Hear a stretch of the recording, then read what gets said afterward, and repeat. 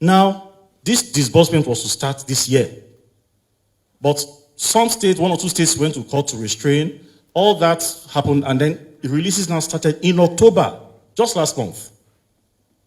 What federal government did, though, was to keep the share of each state. So by the time they started releasing, Edo State got 2 tranches, 2 quarters payments in arrears. And what we got was 700 million per quarter. This is verifiable in our bank account just behind here at Sterling Bank. So we've received 3 quarterly releases so far, 700, 700, 700. That is what has come into the state coffers. And it is verifiable, it is in the bank. Office of the Accountant General has the records. So our share was 28 billion. Net is to be distributed over 5 years, quarterly. That will be 20 quarterly instrumental releases. 3 has come so far. Each has been 700, 700, 700. And how that money was spent, again, we have the records for anybody that wishes to see. Is that governors, even at the federal level, we put out budget. Capital expenditure versus recurrent expenditure. Development happens with capital expenditure. It is only Mr. Obaski that has actually, by the time you audit the government's financials, you will see that for under Obaseki, capital expenditure is bigger than recurrent. And last year, we almost closed out at 90% actualization of the capital expenditure budget. Now, this is the reality. And this, in fact, last week, the governor received an award on behalf of Edo State government from World Bank. They studied Edo State government, all the states in the federation, over the last 4 years. The program is called the States Fiscal Transparency, Accountability, and Sustainability Program. Federal government executed it with support from the World Bank. At the end of the program, now gave governors awards. Edo State governor picked up an award for Edo State.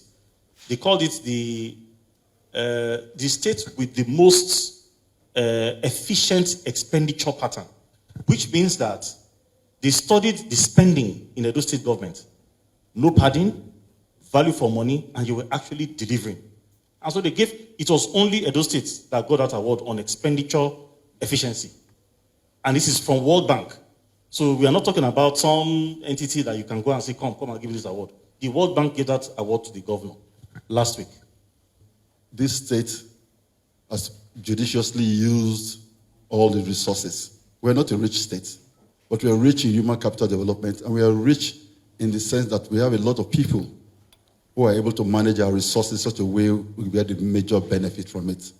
And that is why when the federal government a few days ago released the multidimensional poverty index, Edo was just among the best states not suffering from poverty because we are using our money properly. We are not using it for fancy projects to make people or make the state look good. Instead, we're using it to build a system where people are taken care of to make sure that life is better for our people, not fancy projects. Now, under normal circumstances, we won't want to speak on Oshomole because it doesn't have the moral authority to talk about transparency, accountability, especially when we have the most frugal government, the most transparent government Edo State has produced in the last 25, 30 years, which is this government headed by Governor Obaseki.